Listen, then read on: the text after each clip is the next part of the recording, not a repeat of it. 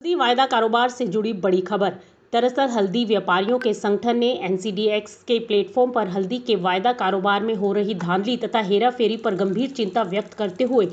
संबंधित अधिकारियों से इस पर तत्काल अंकुश लगाने का आग्रह किया है। सेबी के चेयरमैन, केंद्रीय वाणिज्य मंत्रालय, तेलंगाना के कृषि विपणन विभाग, मसाला बोर्ड, एनसीडीएक्स तथा एनसीसीएफ को भेजे पत्र में इरोड़ के हल्दी व्यापारी संघ ने आरोप लगाया है कि चुनिंदा व्यापारियों के एक समूह ने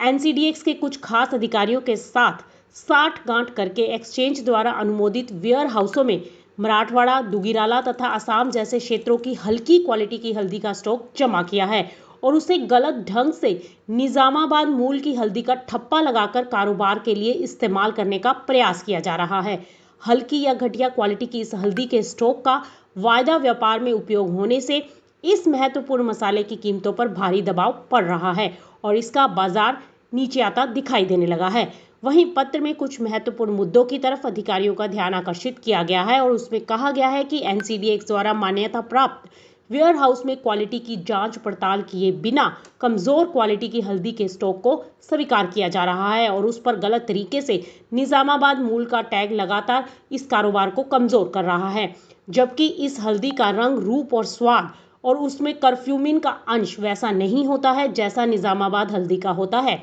पत्र के अनुसार हल्की क्वालिटी की यह हल्दी वायदा अनुबंधों का आधार तैयार करती है, जिससे अच्छी क्वालिटी के माल के कारोबार और वायदा मूल पर गंभीर प्रतिकूल असर पड़ता है।